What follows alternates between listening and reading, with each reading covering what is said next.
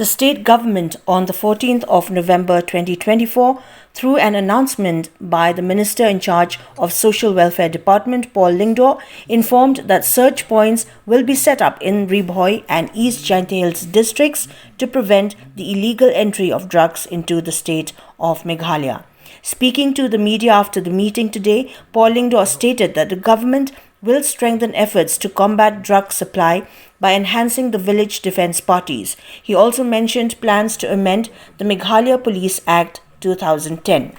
During the meeting, it was decided that the Chief Minister would engage with the Meghalaya High Court to establish fast-track courts to handle cases related to the prevention of illicit traffic in narcotic drugs and psychotropic substances. Additionally, Paul Lyngdoh revealed that the Home Department will acquire sniffer dogs to assist the police in apprehending individuals involved in drug consumption and trafficking. Meghalaya involve the Department of Social Welfare, Home, Police, Health,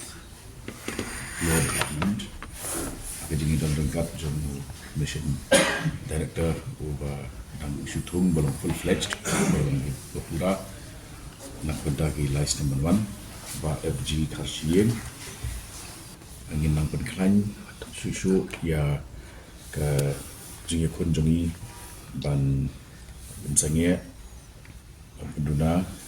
ban rat dengkong ya drugs narcotics nak ini gejala jongi di banle ikini kadang ke action plan ke bangi laya menjur ke berkentuk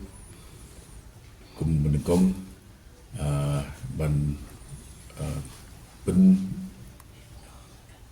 duna pada dia berlat dengkong ya kenika lagu bunyi supply reduction ya ki drugs di banle ikini ke sokar la don la ka jong ke plan bat kawi nakata ke lomba kandang ke screening proses ya kini kali ki barung naki atli ki point ka way kanong na Bhoi side ka baar na East Jaiñtia district ka ne ka proses ban procure ya kini ki tiar kitar equipment ki ban yarap ini ban screen ya ki kali ki barung kala sedang pat nila ban kabilinti ya ke way naki vehicle ba kenong available but ni apo jangki niki sunrib na ban wan te ni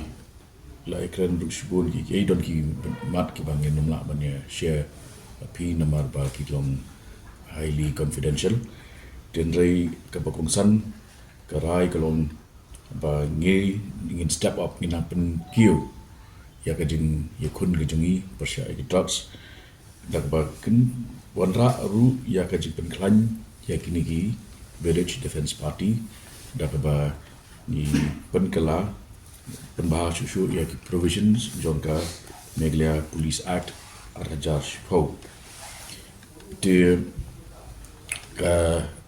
donru kajing ya keren pa kumnung na penklan ya kan ika ANTF pan penlong ya ka bala pan kamdon bor kambun breu bat ya kan ni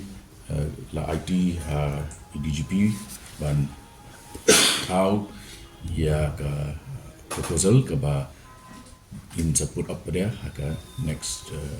cabinet meeting di kalau ada nurut kerjanya kan ban thiet ya kini ki sniffer dogs ki mentangi dan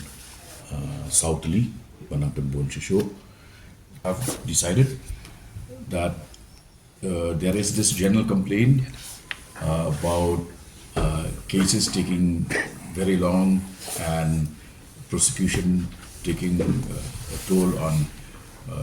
the complainers and witnesses. So the state government would formally write through the Chief Minister to and also discussed with our High Court Chief Justice in order to facilitate the creation of a fast-track court which will try cases on a day-to-day basis.